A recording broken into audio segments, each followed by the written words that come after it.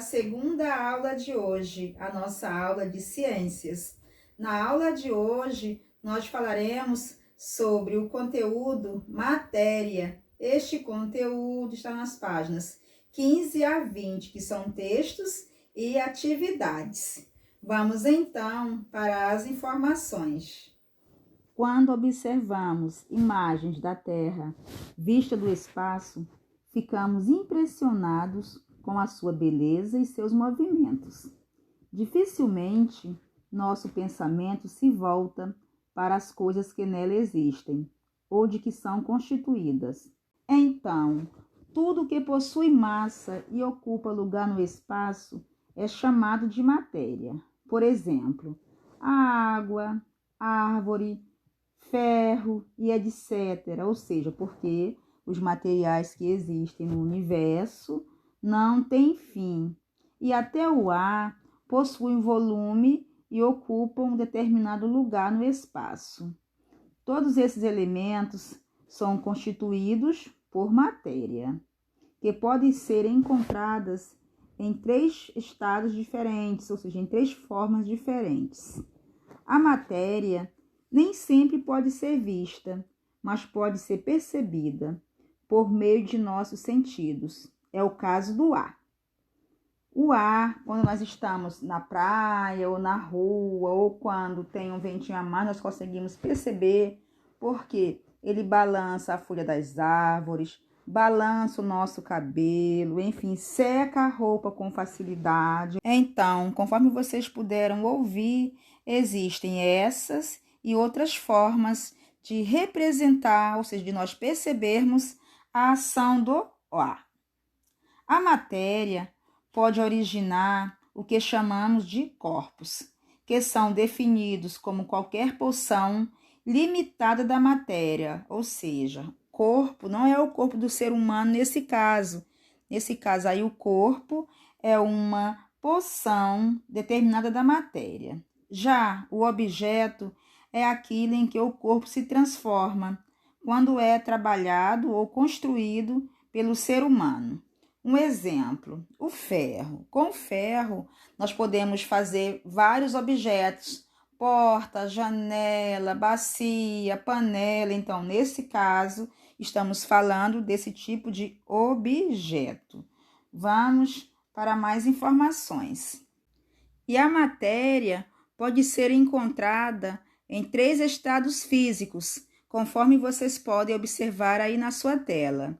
No estado líquido, no estado sólido e no estado gasoso. Vamos falar sobre cada um. No estado líquido, a matéria tem volume definido, mas sua forma vai variar. Um exemplo, se você colocar um copo de água em uma bacia, a quantidade será a mesma, porém ela vai assumir a forma da bacia. Se você colocar o mesmo copo de água em uma jarra, ela vai assumir a forma da jarra, ou seja, vai assumir forma diferente, porém a quantidade será a mesma. O estado gasoso.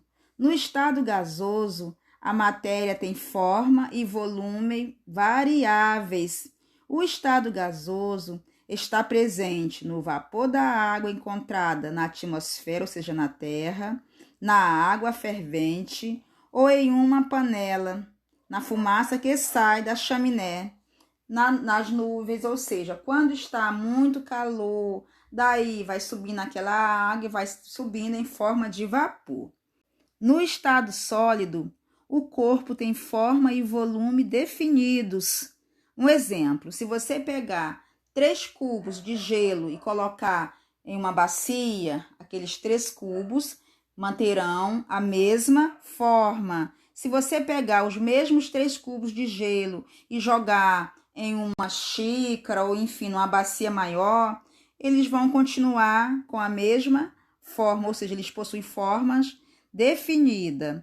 A matéria em estado sólido pode ser apresentada compacta, ou seja, juntinha, conforme o exemplo do gelo, em pedaços ou em pó. Esse estado está presente no lápis, na borracha, na madeira, enfim, não tem fim os materiais que podem ser encontrados no estado sólido.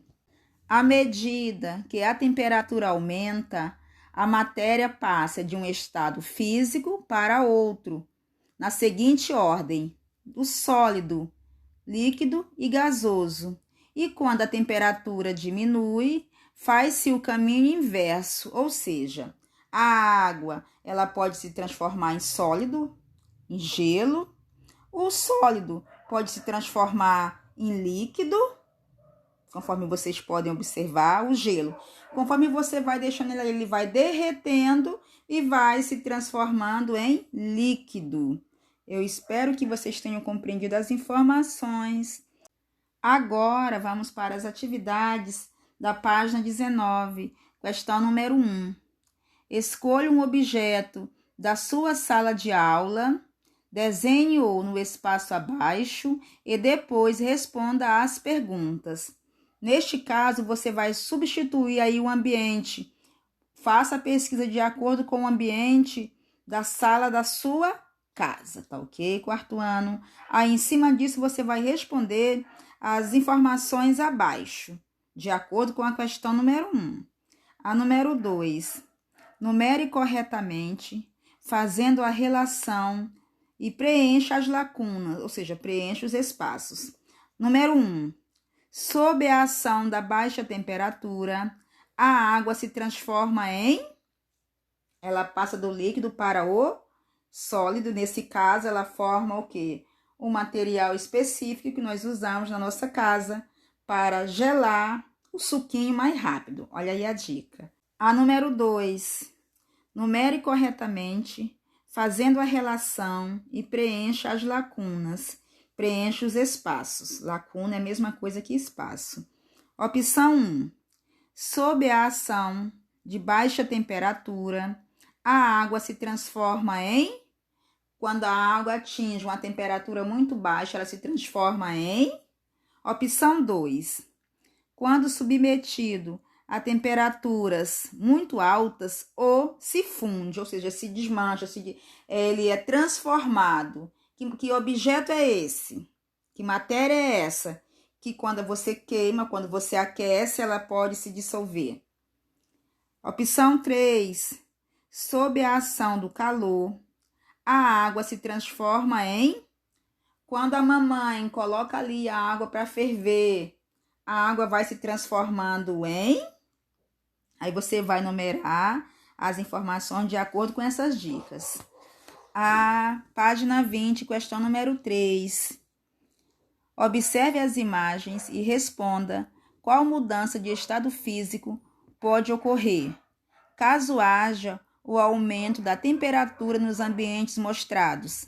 Aí temos o cubo de gelo, né? Vários cubinhos de gelo e um varal com roupas. Então, nesse caso do gelo, o que vai acontecer? Vai acontecer a mudança do para o... E no caso da roupa molhada, vai acontecer a mudança do estado tal para o estado. Que estado é esse? A número 4.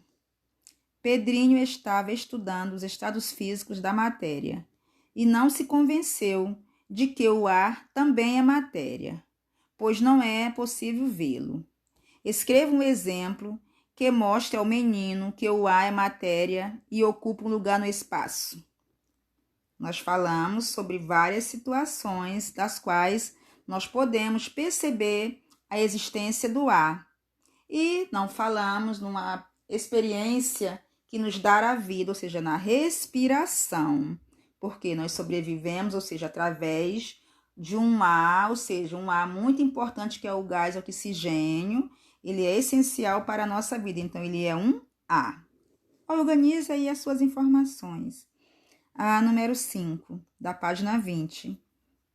Caio estava com dificuldade para abrir um frasco com tampa de metal. Observe o que ele fez para conseguir e depois comente o que aconteceu. Então, em uma ilustração, ele está com um pote em uma água quente e na outra ele está com um pote na mão e a tampa na outra mão. Então, O que aconteceu? Observe aí as ilustrações e faça com o máximo de capricho. Agora, nós iremos para a autocorreção das atividades que foram da última semana, das páginas 13 e 14. Eu espero que todos vocês tenham feito as atividades e que tenham acertado tudo. E uma informação importantíssima: vocês estarão recebendo um link sobre os estados físicos da matéria. Eu espero que todos assistam e que consigam aprender o máximo de informações. Vamos então para a autocorreção. Página 13, questão número 1. Descreva como é cada um dos movimentos realizados pela Terra. Então, nós já sabemos que a Terra realiza 2 movimentos, que são o movimento de rotação e o movimento de translação. Então, na letra A, era para você colocar o que é a rotação. Conforme vocês podem ver na sua tela, as respostas são: rotação é o movimento que a Terra realiza ao redor do seu eixo imaginário, ou seja, é o movimento que a Terra realiza em volta dela mesma. B, que é a translação? É o movimento que a Terra realiza ao redor do Sol. A número 2 era para você observar as ilustrações e responder as questões da letra A e B. Na letra A, o que mudou durante a observação de Jorge? Resposta: as estrelas mudaram de posição. Observe aí que as respostas devem começar com letra maiúscula e ao final deve ser colocado o ponto final. B. Por que isso aconteceu com os corpos celestes? Resposta: por causa do deslocamento da Terra devido ao movimento de rotação. 3. Desenhe setas que indiquem os movimentos sugeridos. Então, observe aí na sua tela para ver se você desenhou desta forma. A página 14, a questão número 4. Observe as imagens abaixo e escreva R se for relacionada ao movimento de rotação e T se for ao de translação. Então, a primeira ilustração, que é a criança acordando, é o movimento de rotação, porque esse movimento ele provoca os dias e as noites. Ao lado, onde tem a água e as flores, é o movimento de translação, porque ele provoca, ou seja, ele causa as estações do ano.